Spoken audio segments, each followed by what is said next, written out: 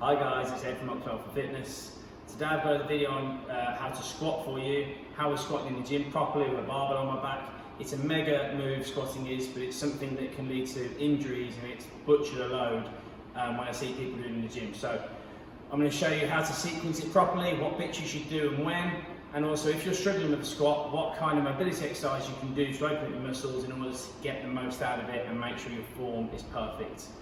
Please remember to like and subscribe to the channel, always appreciate it. My ebook as well is still attached to the bottom, so get your copy of that today, give that a read, and yeah, let's get into it.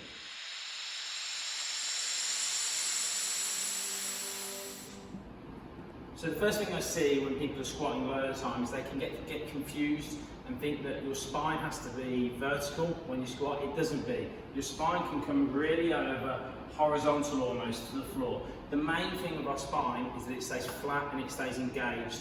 So what we don't want is the back rounding at all. This means that the muscles deactivate and something has to take the load, namely the spine.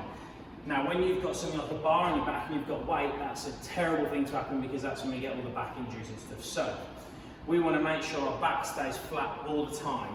That's the number one thing. So you want your feet to always track in line with your hips. The wider you go out, the more your feet open up.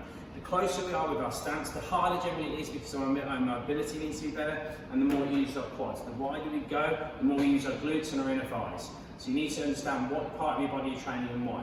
After this, when we come into our squat, I see way too many people, because they've got tightness in their calves, we'll come on to that in a bit, where they lean forward and they get too much forward momentum or forward lean in their body in their squat.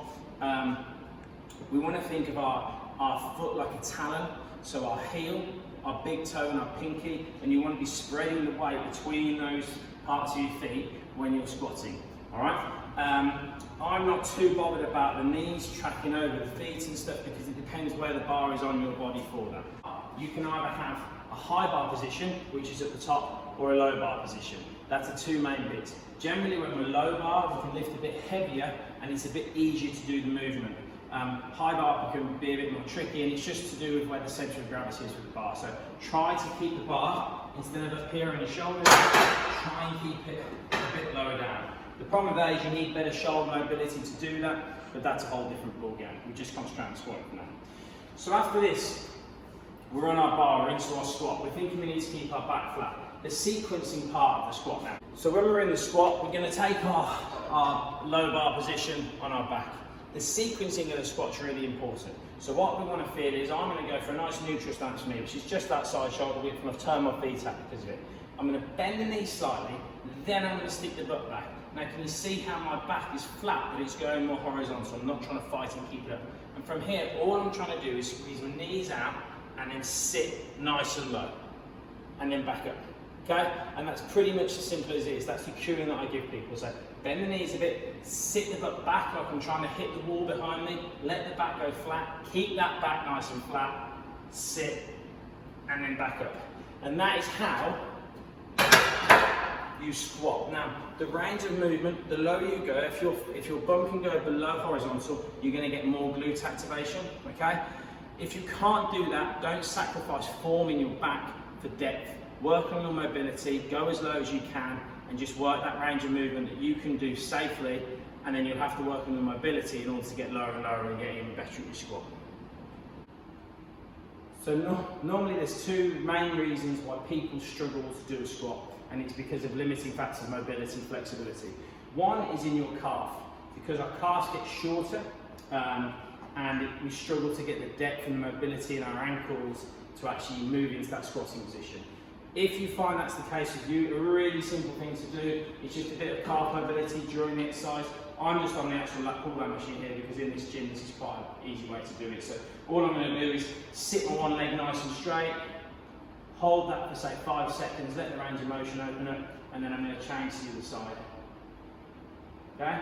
And you want to try and increase that range of motion all the time, and when you increase the range of movement, you'll find it easy to get into that squat. If you want a quick fix for it, you can just as easily get a couple of like 1.5 kg plates or some small plates, put them on your heels and squat through your heels. That's going to help you get more depth in your squat without necessarily having too much more ankle mobility, but I really encourage you to do this sort of mobility. You can even do it in between sets to open up the range of muscles, away from your mobility, and just keep that range for when you're squatting to keep it nice and safe. Yeah, okay.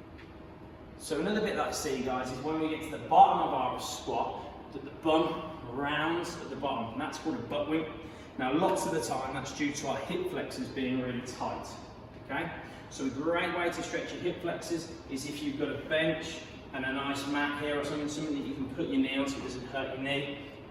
You're going to put your knee on the floor, put your foot on the bench, have a nice big stride out of this leg, and then you're going to push those hips forward and raise the arms up in the air, trying to get this big stretch through the front hip flexor here, because that's the muscle that's going to be tight, that's not going to want to stretch and just want to make your pelvis tilt round and give you that butt wink, which can lead to big problems with your squatting. Again, I do a stretch, hold it for say 5 seconds, come back, hold it for 5 seconds, and then back in. If you're warming up and if you're being mobile and dynamic when you're lifting, 5-second holds are great, like 5 or 5 or 10 or 5 or whatever. If you're cooling down stretch at night, you can just hold it for like 2 to 3 minutes. The longer the better. The more you're going to open up those muscles for a bit more developmental stuff. Let's go.